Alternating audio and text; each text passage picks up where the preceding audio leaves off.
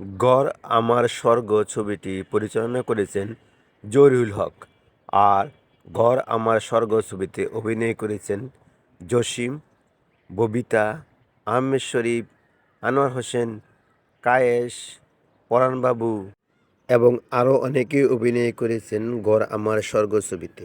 গড় আমার স্বর্গ ছবির গল্পের শুরুতে দেখা যায় সাইফুদ্দিন অর্থাৎ একটি গরিব কৃষক, সে নদীর ধারে বসে কান্না করে বলতেছে, ইয়া আল্লাহ রাব্বুল আলামিন, এই নদীটা যদি বাংলা মদ দিয়ে ভরে দিতে তাহলে আমি খাইতাম আর না খাইতাম, খাইতাম আর না খাইতাম, কিন্তু তা তো তুমি করো না। আমার ঘরে যে একটা বিয়ার উপযুক্ত মেয়ে আছে, সেই মেয়েটার বিয়ার ব্যবস্থা তুমি করে দাও না। সেই দুঃখেই তো আমি মদ খেয়ে সারাদিন পড়ে থাকি, কারণ মেয়েটি তো বিয়ের উপযুক্ত হয়েছে, বিয়ে তো কোনো জায়গায় দিতে পারতেছি না। আমি গরিব বলে কোনো পাত্র আমার বাড়িতে আসে না প্রস্তাব নিয়ে। তুমি কি দয়া করে আমার মেয়েটার বিয়ের ব্যবস্থা করতে পারো না? এরকম করতে করতে সে ডলে পড়ে যায়। তখন এদিকে জীবন দেখতে পায়, জীবন অর্থাৎ জসিম দেখতে পায় যে একটি লোক নদীর ধারে পড়ে আছে। তখন জীবন দৌড়ে গিয়ে বলে, আরে চাচা, আপনি বাড়িতে চলেন। তখন মাতাল অবস্থায় বলে, আমি বাড়িতে যাব না, আমায় বাড়িতে যাব না, কারণ আমি যদি বাড়িতে যাই আমার মেয়েটা অনেক কান্নাকাটি করে, আমার মেয়েটা অনেক বড় হয়েছে, কিন্তু আমি বিয়ে দিতে পারি না, আমি আর বাড়িতে যাব না। তারপর জীবন অর্থাৎ জসিম জোর করে সাইবুদ্দিনকে তার বাড়িতে নিয়ে আসে। এদিকে গ্রামের এক মাতাব্বর থাকে, তাকে গিয়ে খবর দেয় এক মাতাব্বরের চাল্লি যে হুজুর, এই একটা মোক্ষম সময়, কারণ সাইফুদ্দিনের বাড়িতে অর্থাৎ সুন্দরীর বাড়িতে একটা যুবক সাইফুদ্দিনকে কাঁধে করে নিয়ে ঢুকেছে। এখন যদি আপনি একটা গিরিঙ্গি লাগাই দিতে পারেন আর সারেঙ্গিটা বাজ্যে উঠব, কারণ আপনি গিয়ে বলবেন, এই সুন্দরী, সুন্দরীর বাপ বেরিয়ে আয়, তোরা এই গ্রামে থেকে তোরা নষ্টামি করস, তোরা যুবকদের দিয়ে হ্যাঁ নানান খারাপ কাজ করে টাকা ইনকাম করিস, এই ধরনের কথা যদি বলতে পারেন তাহলে গ্রামের মানুষ সব জড়ো হয়ে যাবে, বাধ্য হয়ে আপনার সাথে সুন্দরীর বিয়ে দেবে। তখন কাজ বলে, তুই তো ঠিকই বলেছিস, চল আমার সাথে। তখন কাজ গিয়ে বলে, এই সুন্দরী, বের হয়ে আয়, আর এই মাতাল, বের হয়ে আয়। তখন সুন্দরী অর্থাৎ ববিতা, সে বলে, কী হয়েছে চাচাদান?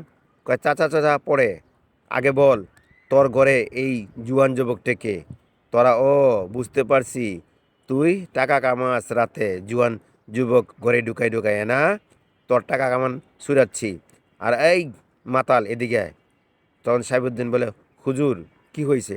ক তোকে আমি আমি বিয়ে করব তোর মাইয়া সুন্দরীকে প্রস্তাব দিয়েছিলাম, তুই রাজি হস নাই, এখন তোর মাইয়ার দিয়া ব্যবসা শুরু করছত না, ব্যবসা শুরু করছত। ওই যে দেখা যায় একটা যুবক, আর ওর তো চিনি, হয়তো কিছুদিন ঢাকায় ছিল, এখন আবার এখানে কি করতে এসে? আরে এই জীবন, তুইও কি হ্যাঁ এই খারাপ কাজে জড়িত নাকি? সুন্দরীর লগে শুইছত নাকি? হ্যাঁ, ও সুন্দরীর লগে শুইয়া টাকা দিছত? তখন জীবন বলে, মুখ সামলায় কথা বলবেন চাচা, আপনি কি বলতেছে না বলতা বল, আপনার কিন্তু কথা ভালো লাগতেছে না আমার।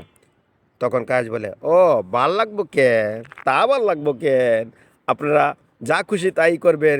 ওই যে সুন্দরীর বাপ বলে তার মেয়ের বিয়ে দিব না, এখন ওই সুন্দরী দিয়া ব্যবসা করতেছে, ব্যবসা, এখন অবৈধ ব্যবসা করতেছে। তো জীবন, তো কত টাকা দিছ সুন্দরী রে? হ্যাঁ, কাজ কাম শেষ হয়ে গেছে গা, টাকা তো মনে হয় বেশিই দিছ। তখন সুন্দরী বলে, চাচা আপনি কিন্তু উল্টা পাল্টা বলতেছেন, আমার চরিত্র নিয়ে কথা বলতেছেন। তখন কাজ বলে, আরে বেটি, তোর চরিত্র আছে নাকি? হ্যাঁ, তোর চরিত্র তো তুই কখনোই বিক্রি করে দিস, কারণ তোর চরিত্র কোনো হ্যাঁ সম্পদ আছে বলে তুই বিয়ে করতে চাস না আমারে, কিন্তু আবার গোপনে গোপনে নাগর জোগাইয়া না ঘরের ভিতরে নষ্টি ফুষ্টি করস, এগুলি তো চলতে দেওয়া যাব না। তখন সাহেবুদ্দিন বলে, হুজুর আপনি এরকম বলতেছেন যে আমার মেয়ে কত অপরাধ করেছে, আমি মাতাল অবস্থানে পড়েছিলাম নদীর ধারে, এই জীবন আমাকে তুলে ধরে এনে বাড়িতে আশ্রয় দিয়েছে এবং বাড়িতে পৌঁছে দিয়েছে, এত জীবনের দোষ কোথায়, আমার মেয়ে সুন্দরীর দোষ কোথায়? তখন সুন্দরী বলে, চাচা আপনি যেই চক্রান্তটা করছেন এই চক্রান্তটা আপনার সফল হব না, কারণ আপনি চাইছেন যে আপনি চাইছেন যে আমার একটা চরিত্র কলঙ্ক দিয়া আপনি গিরিঙ্গি বাজায় সারিঙ্গি বাজাইবেন না, আপনি আমাকে বিয়ে করবেন। ওই আশা আপনার কোনো দিন পূর্ণ হবো না। প্রয়োজনে আমি নদীতে গিয়া কলসিলে জাপ দিব, তারপর আপনার মতন বুইড়ারে আমি বিয়ে করবো না। মনে করেন না যে আপনি আমার বিরুদ্ধে নানান কথা কইয়া গ্রামে মানুষের ফুসলাইয়া আপনি আমার বিরুদ্ধে কলঙ্ক দিয়ে গ্রাম থেকে বাইর করে দিয়া আপনি আবার জোর করে আমার বিয়ে করবেন, এরপর আপনার ঘরে নিয়ে যাবেন। এই আশা আপনার কোনো দিনও পূর্ণ হইব না। আমার নাম সুন্দরী, অর্থাৎ সুন্দরী অর্থাৎ ববিতা। আমার নাম সুন্দরী, আমি জীবনও আপনার প্রস্তাবে রাজি হব না। তখন জসিম বলে, অর্থাৎ জীবন বলে, এই চাচা, আপনি যদি এখান থেকে না যান আর উল্টাপাল্টা যদি একটা কোনো কথা বলছেন তাহলে আপনার কিন্তু মাথাটা ফাটিয়ে ফেলবো। তখন কাজ বলে, ওই মিয়া, খারাপ কাজ করো, খারাপ কাজ করে বেড়াও, মেয়েদের সাথে নষ্টি পুষ্টি করো, আবার তুমি গরম দেখো আমার সাথে, হ্যাঁ? তোমার কিন্তু আমার লাঠিয়াল বাহিনী দিয়া কিন্তু তোমার এখনই অবস্থা খারাপ করা ভালো। তখন জসিম বলে, শোনেন, আমারকে আপনি কোনো কিছু করতে পারবেন না। আমি শুধুমাত্র চাচার উপকার করতে এসেছিলাম। বেশ ভালো, আপনি বলতেছেন যে আমি এখানে খারাপ কাজ করতে এসেছিলাম, তাই তো? আমি সুন্দরীর সাথে মেলামেশা করতে এসেছিলাম। বেশ ভালো, আমি সুন্দরীর সাথে মেলামেশা করতে এসেছিলাম, আপনি বলতেছেন এইটা। আচ্ছা ঠিক আছে, এই গ্রামবাসীরা শোনেন, আমি যদি এই মুহূর্তে সুন্দরীকে বিয়ে করি তাহলে আপনাদের কোনো আপত্তি আছে? তখন গ্রামবাসী বলে, কয় না, আমাদের কোনো আপত্তি নেই। কয়, আমি এই মুহূর্তে সুন্দরীকে বিয়ে করব। তখন জীবনরত জসিম গিয়ে সুন্দরী অর্থাৎ ববিতাকে বলে, আচ্ছা আমি যদি আপনাকে বিয়ে করতে চাই আপনার কোনো আপত্তি আছে? তখন সুন্দরী অর্থাৎ ববিতা বলে, কয় না, আমার কোনো আপত্তি নেই। কয়, তাহলে আমি এই মুহূর্তে আপনাকে বিয়ে করে আমি ঢাকায় নিয়ে যাব। আর তখন সাইবুদ্দিন বলে, বাবা, তুমি যে কি উপকার করেছো আমার, আমি তোমাকে ভাষায় প্রকাশ করতে পারবো না। কারণ আমার একটিমাত্র মেয়েকে নিয়েই আমার সব চিন্তা ভাবনা ছিল। বাবা, আমি শুধু আমার মেয়ের মুখের দিকে তাকিয়ে এখনও বেঁচে আছি। আমি কেন মদ খেতাম জানো? কেন আমি সারাদিন মদ খেতাম, নদীর পাড়ে পড়ে থাকতাম কেন জানো? শুধুমাত্র আমার মেয়ের বিয়ের ব্যবস্থা করার জন্য। আমার মেয়ের বিয়ে না দেওয়া পর্যন্ত তো আমি নিস্তার পাচ্ছি না, কারণ মেয়ে তো অনেক বড় হয়ে গেছে। তখন সুন্দরী বলে, বাবা তুমি আর কেঁদো না, আমি বুঝতে পারছি যে তুমি কেন মদ খাইতে। আমি তোমাকে বারণ করতাম, তারপরও তুমি মদ খেতে। তুমি বলতে যে আমি তোমার বিয়ে দেওয়ার পর আমি মদ ছেড়ে দেবো। এখন তো আমার বিয়ে হবে, এখন তুমি মদ খাওয়া ছেড়ে দাও। সাবুদ্দিন বলে, হ্যাঁ অবশ্যই আমি এখন আর মদ খাইব না। এখন আমি আর মদ খাইব না, কারণ আমি এখন থেকে নামাজ পড়ব, 5 ওয়াক্ত নামাজ পড়বো এবং আল্লাহর কাছে ফরিয়াদ করে বলবো, ইয়া আল্লাহ রাব্বুল আলামিন, তুমি আমার ডাক শুনেছো, তুমি আমার মেয়ের বিয়ের ব্যবস্থা করে দিয়েছো, তোমাকে লাখো কোটি সালাম এবং লাখো কোটি ধন্যবাদ। আজকের পরে থেকে আমি এই যে মদ খাওয়া ছেড়ে দিলাম, আমি এখন মসজিদে গিয়ে পড়ে থাকবো। আর বাবা জীবন, তুমি আমার মেয়েকে বিয়ে করবে, এটা আমি খুব খুশি এবং অনেক আনন্দের ব্যাপার। তখন গ্রামবাসীরা বলে, জীবন, তোমার সাহস আছে, তুমি মাতব্বরের বিরুদ্ধে যে কথাগুলো বলছিলে এবং আঙ্গুল দিয়ে দেখাই দিলে যে সত্যে এবং সত্যের কোনো দিনও মৃত্যু নেই, কারণ সত্য সত্যই থাকে। তুমি যে নিষ্পাপ নিষ্কলঙ্ক তা প্রমাণ করলে এবং সুন্দরী যে নিষ্পাপ নিষ্কলঙ্ক তা তুমি আবার প্রমাণ করে দেখিয়ে দিলে যে তুমিই মানুষ। তখন গ্রামের সবাই মিলে জসিম এবং অর্থাৎ জীবন অর্থাৎ সুন্দরী অর্থাৎ ববিতা দুজনের বিয়ে দিয়ে দেয়। এরপর দিন সকালবেলা জীবন অর্থাৎ জসিম তার শ্বশুরমশাইকে বলে, আব্বা, আমি একটা কথা বলতেছিলাম, আমি সুন্দরীকে নিয়ে আমি ঢাকায় চলে যাচ্ছি, কারণ আমি আসছিলাম গ্রামে একটু ঘুরতে বেলা, তো ঘোরার পর দেখলাম যে আপনি পড়ে আছেন। তো অনেক দিন পরে আসলাম, তো কাউকে তো চিনি না, তো যাক আপনাকে চিনতে পেরেছি এবং গ্রামের শয়তান মাতাব্বরকে চিনতে পেরেছি। যাক, এখানে আর সুন্দরীকে রেখে আমি আর বাড়িতে যেতে চাই না, এখন আমি সুন্দরীকে নিয়ে আমি বাড়িতে যাব। তখন সাহেবুদ্দিন বলে, ঠিক আছে বাবা, তোমার স্ত্রীকে তুমি নিয়ে যাবে, আমার তো ধরে রাখার কোনো ক্ষমতা আর নেই, কারণ তোমার হাতেই তো আমার মেয়েকে তুলে দিয়েছি, তাই তুমি যাইটা ভালো মনে করো সেটাই করো। তারপরে জসিম বলে, ঠিক আছে আব্বা, আমরা এখনই রওনা দিচ্ছি। তখন জসিম অর্থাৎ জীবন গ্রামবাসীকে বলে, আপনারা আমাদের জন্য দোয়া করবেন, আমরা চলে যাচ্ছি, মাঝে মধ্যে আমরা আসবো, আর চাচার প্রতি আপনারা খেয়াল রাখবেন। তখন জীবন চৌধুরী বলে, শোনেন চাচা, আপনি আমাদের সাথে চলেন, আপনি আমার এখানে থাকবেন। তখন সাইবুদ্দিন বলে, বাবা আমি যেতে পারবো না, কারণ তোমার শাশুড়ি আম্মার স্মৃতি এই বাড়িতে জুড়ে আছে, তাকে ছাড়াও তো আমি যেতে পারবো না। তার স্মৃতিটা নিয়েই আমি বেঁচে আছি। চতুর্দিকে তোমার শাশুড়ির স্মৃতি আমাকে ডাকে, আমার সাথে কথা বলে রাত্রে। আমি যখন মদ খেতাম তখন আমার সাথে কথা বলতো। তখন জীবন বলে, আব্বা আপনি আর মদ খাবেন না, কারণ আপনি যদি মদ খান তাহলে আপনার আমার শাশুড়ি আম্মাকে দেখবে কে? উনি তো মারা গেছে, ঠিক আছে, কিন্তু তারপরেও তো আপনি দেখে রাখেন। আপনি এখন নামাজ পড়বেন, আল্লাহর কাছে দোয়া প্রার্থনা করবেন এবং আমি একটি মহিলা ঠিক করে দিয়ে যাব, সে আপনাকে রান্নাবান্না করে দিয়ে যাবে। আপনি শুধু খাবেন আর রান্নাবান্না করবেন না আর নামাজ পড়বেন। সবাই বলে, ঠিক আছে বাবা, ঠিক আছে, তোমরা রওনা দাও। ট্রেন হয়তোবা পাবে না যদি দেরি করো। তখন সুন্দরী এবং জীবন তারা ঢাকায় চলে আসে। তারা এখানে আসানোর পর তাদের বাসরঘর গ্রামে হয় না। তখন জসিম বলে, বাসর ঘরে গিয়ে বলে, আচ্ছা আমার ঘরটা তোমার কাছে এখন কেমন লাগতেছে? কয়, এটা তো ঘর নয়, এটা আমার স্বর্গ। আমার ঘরই স্বর্গ, কারণ তোমার ঘরটাকে আমি স্বর্গ বানিয়ে রাখবো, কারণ তুমি আমাকে বিয়ে করেছো। তখন তাদের ভালো দেখা যায় তাদের সহবাস, অর্থাৎ তাদের বাসর ঘর হয়ে যায়। হয়ে যাওয়ার পর দেখা যায় তাদের সংসার এইভাবে ভালো চলতে থাকে, তারা সুখে শান্তিতে বসবাস করতে থাকে। প্রায় ৮-১০ বছর হয়ে যায়, ববিতার দুইটি সন্তান হয়। তারপর একদিন আসে জসিমের বন্ধু ফরাত হাওলাদার। তখন ফরাত হাওলাদার এসে জসিমকে ডাকে, এ জীবন, জীবন বেরিয়ে আয়। তখন জীবন অর্থাৎ জসিম বলে, আরে দোস্ত, তুই তুই এতদিন পরে? কয়, আমি তো বিদেশে ছিলাম প্রায় 10 বছর হলো, আর শুনলাম তুই নাকি বিয়ে করেছিস, তাই তার বউ অর্থাৎ আমার ভাবিকে দেখতে এসেছি। তখন জীবন বলে, আয় ভিতরে ভিতরে। তখন দেখা যায় জীবন ফরাত অর্থাৎ আহমেদ শরীফকে নিয়ে ঘরে যায়। যখন জসিম অর্থাৎ জীবন চিৎকার করতে থাকে, কই সুন্দরী, তুমি এদিকে আসো, দেখো আমার জানে দোস্ত আইছে, আমার বন্ধু আইছে, তার জন্য চা নাস্তা ব্যবহার করো। তখন সুন্দরী বলে, ঠিক আছে, আমি চা নাস্তা নিয়ে আসতেছি। তখন ববিতা যখন চা নাস্তা নিয়ে আসে, তখন আহমেদ শরীফ ববিতার রূপ দেখে সে অবাক হয়ে যায়। তখন আহমেদ শরীফ অর্থাৎ ফরহাদ, সে বলে যে এত সুন্দর, মনে মনে বলতেছে, এত সুন্দর তোমার রূপ, আবার তোমার দুইটি সন্তান হয়েছে, তারপরও তোমার রূপের কোনো কমতি হয় নাই। এত রূপ, এত রূপ নিয়ে তুমি কীভাবে থাকো? তোমাকে তো হোক, যে করে হোক আমার পেতে হবে, আর তোমাকে যদি আমি না পাই তাহলে তো আমি বাঁচবো না। তখন জসিম বলে, আরে দোস্ত, কী ভাবতেছিস? কয়, ভাবতেছি না দোস্ত, তোর বউ এত সুন্দর, দুটি সন্তানের মা, তারপরও তোর বউয়ের হ্যাঁ ফিগার সব ঠিকই আছে। তখন জীবন বলে, আরে বাজে কথা বাদ দে, আমার বউটাও দেখতে মনতে অনেক সুন্দর, কারণ নামও সুন্দরী। তখন আম্মা সে বলে, আসলেই তোর বউ অনেক সুন্দরী, আর তোর বউটাকে আমার খুব পছন্দ লেগেছে। তখন সুন্দরী বলে, ঠিক আছে ভাইজান, আমাকে পছন্দ করার দরকার নাই, আমার থেকে সুন্দর আমি একটি মেয়ের সাথে আপনাকে বিয়ে দেবো। তখন আম্মা সে বলে, ঠিক আছে, বেশ ভালো, তাহলে ঠিক আছে, আজকের মতো এখানে আসি। তখন ববিতা অর্থ সুন্দরী জসিমকে বলে, আচ্ছা তোমার বন্ধুটাকে আমার খুব তেমন একটা পছন্দ লাগলো না, তার চাওয়াটা ভালো লাগলো না, কেমন করে জানি চায়, তার নজরগুলো ভালো লাগতেছে না।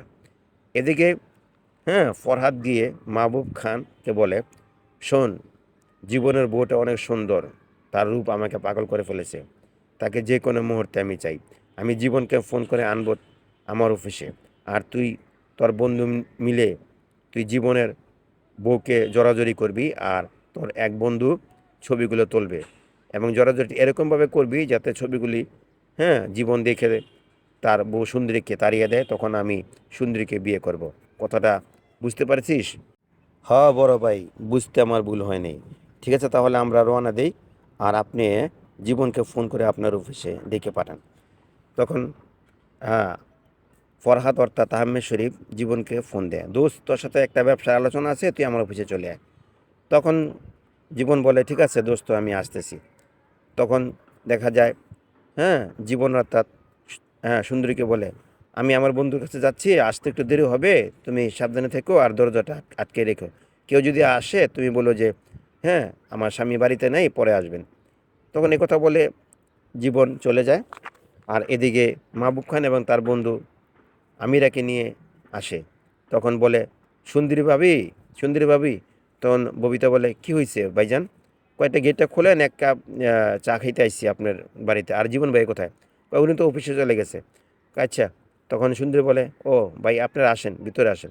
তখন ভিতরে যায়, যাওয়ার পর দেখা যায় মাহবুব খান সুন্দরীকে বলে, ভাবি, আপনার জন্য ভালো চকলেট এনেছি, নেন আপনি খান, খেলে আপনার কাছে ভালো লাগবে, আর আমাদের জন্য 2 কাপ চা বানান। তখন সুন্দরী বিশ্বাস করে, অর্থাৎ ববিতা বিশ্বাস করে, ওই একটা চকলেট মুখে দেয়, মুখে দেওয়ার পর সে সঙ্গে সঙ্গেই ঢলে পড়ে যায়। তখন মাহবুব খান এবং যে সামনে যে আমিরা ছিল তাকে, হ্যাঁ, সুন্দরীকে নিয়ে খাটে শোয়ায়। আর মাহবুব খান মানে সুন্দরীর সাথে শোয়, মানে ওরকম শোয় না, মানে পাঞ্জাতে ধরে যার ফলে করে আর ছবিগুলি তোলে। তো ছবিগুলো তোলার পর এমন অবস্থায় রেখে তারা এখান থেকে চলে যায়, কিন্তু সুন্দরীর কোনো ক্ষতি মাহবুব খান করে না এবং তারা ওই ধরনের কিছু আচরণ করে না, কিন্তু জাস্ট ছবি তোলে। তখন আম্মের শরীফ একদিন তার বন্ধু জীবনকে বলে, দোস্ত, আমি একটা দৃশ্য দেখেছিলাম একদিন, কিন্তু সেই দৃশ্যগুলি আমি রূপায়ণ করেছিলাম এবং ছবি তুলেছিলাম, কারণ আমার মনটা খুব আনচান করেছিল যে তোকে যদি না বলি, কারণ তোর বইয়ের চরিত্র তো ভালো না। তখন জীবন বলে, তুই কী বলছিস, আজে বাজে কথা বলছিস? আমি দেখছি তোর বইয়ের চরিত্র ভালো না, এই দেখ, এই ছবিগুলো দেখ। তবে ছবিগুলো দেখানো বলে, কী বলছিস, এই ছবিগুলো কবে তুলছিস? তুলছি মাস একখানে হলো, কিন্তু তোকে আমি বলিনি, কারণ তোদের সংসারটা ভেঙে যাক এটা আমি চাইনি। কিন্তু এখন বাধ্য হয়ে দেখলাম যে না, আমি যদি সত্য গোপন রাখি তাহলে তো তোর জীবনটা নষ্ট হয়ে যাবে। তোর বউ আগে চড়ে মানে অন্য অন্য যুবকের সাথে মেলামেশা করে, এই দেখ তার প্রমাণ।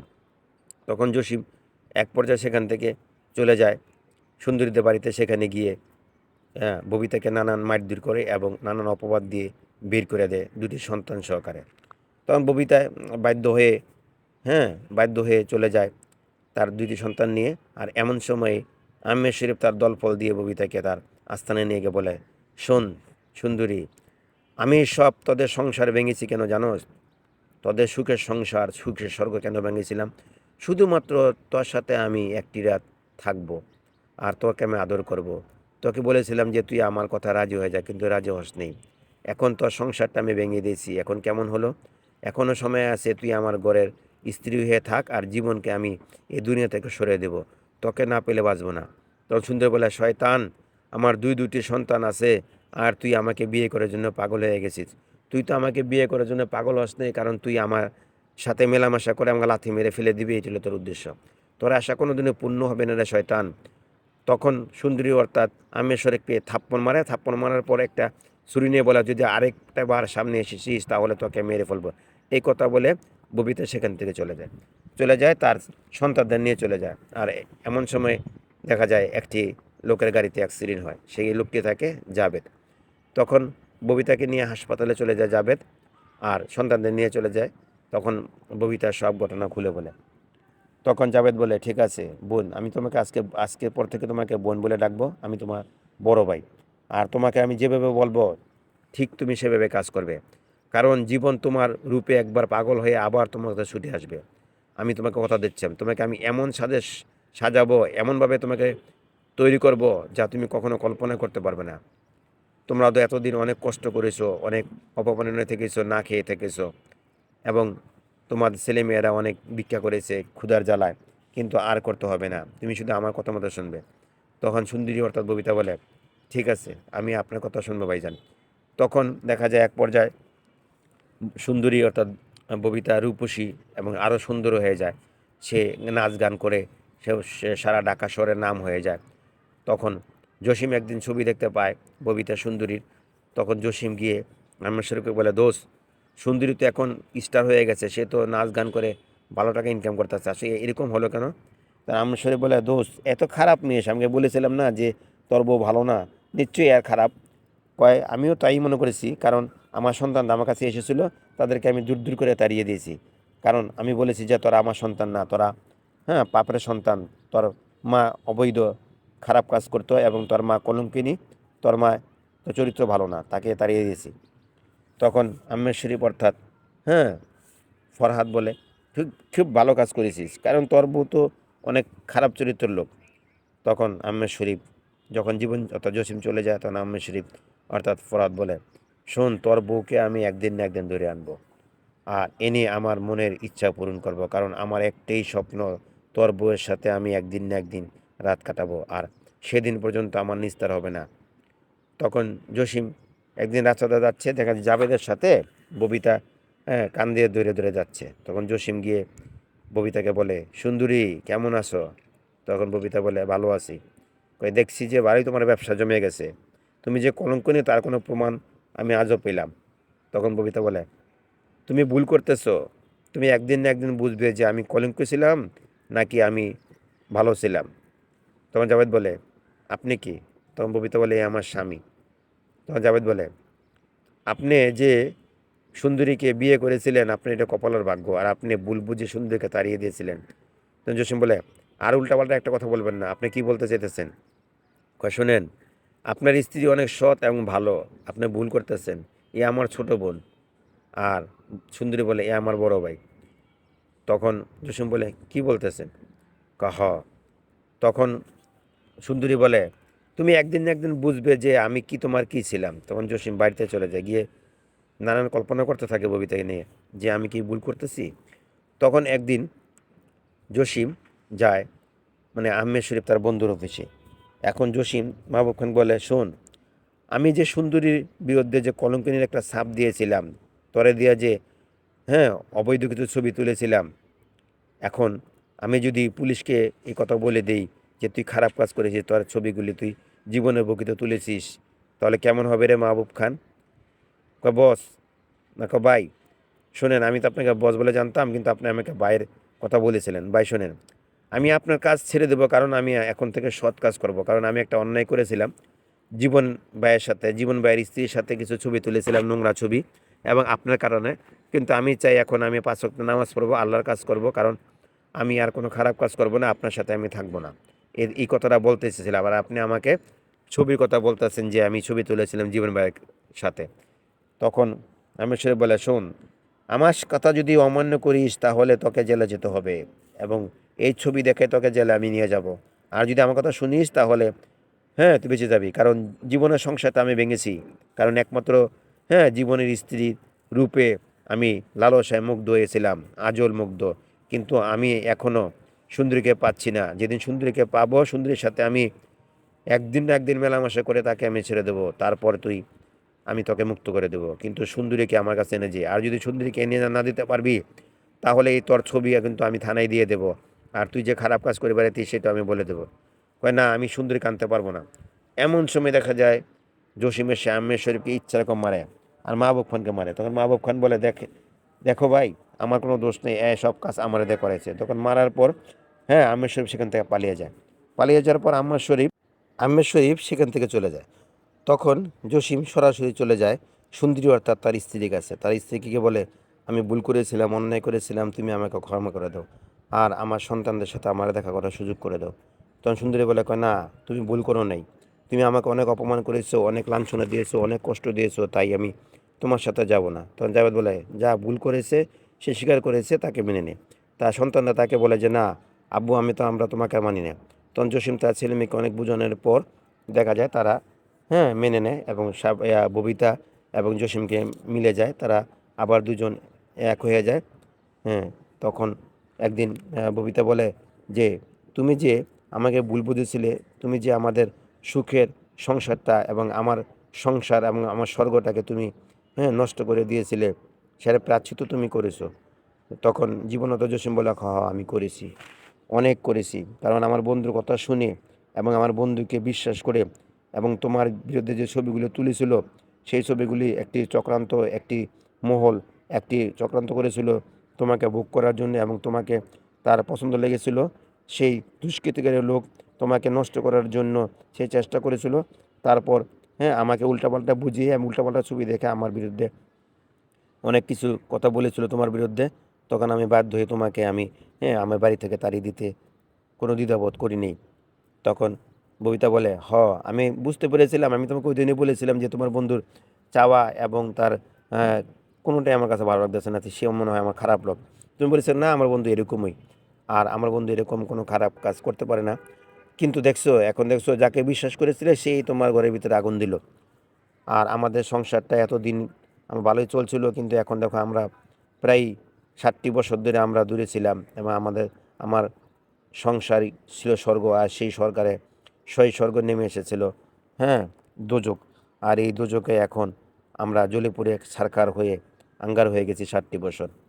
কিন্তু তোমার বন্ধু তো তোমাকে নিয়ে ঠিকই চলাফেরা করেছিল। তখন জীবন বলে, আমার বন্ধুকে আমি ছাড়বো না, তাকেও ইচ্ছা রকম মেরেছি, মারতে মারতে সে যখন ক্লান্ত হয়ে গেছিল সে পালিয়ে গেছিল। তো তার কিছুদিন পর দেখা যায় আহমেদ শরীফ তার দল ফল নিয়ে একদিন সুন্দরী অর্থাৎ ববিতার ছেলে সন্তান এবং জাবেদকে ধরে নিয়ে যায়। আর চিঠি লিখে নিয়ে যায় যে তোর বউকে আমি আজ নষ্ট করব এবং তোর বউর সাথে আমি আজ বাসরাত করব। তুই পারলে তুই তোর বউকে বাঁচাস। তখন এই চিঠিটা পেয়ে জসিম দৌড়ে চলে যায় এবং আহমেদ শরীফ আস্তানা তখন গিয়ে বলে তুই আমার স্ত্রীকে ছেড়ে দে, আর না হলে তোকে মেরে ফেলবো। তো এদিকে আহমেদ শরীফ তার স্ত্রী সুন্দরীকে বলে, সুন্দরী শোন, তোকে আমি ভালোবাসিনি, তোকে আমি ভোগ করতে চেয়েছিলাম। তখন জাভেদ বলে, শোন হারামজাদা, তুই যদি আর একটু উল্টাপাল্টা কথা বলেছিস তাহলে আমি তোকে মেরে হাড় গুঁড়া করে ফেলবো। তুই আমার বাঁধনটা খুলে দে। তখন এদিকে হ্যাঁ এদিকে আবার জাবেদের বোন থাকে সুনেত্রা, সেও জসিমকে মনে মনে ভালোবাসে, কিন্তু জসিম সুনেত্রাকে ভালোবাসে না। তো সুনেত্রাকেও আবার আহমেদ শরীফ তুলে নিয়ে যায়। তখন আহমেদ শরীফ বলে, শোন, তোর বোনকে কিন্তু আমি কিছুই করব না।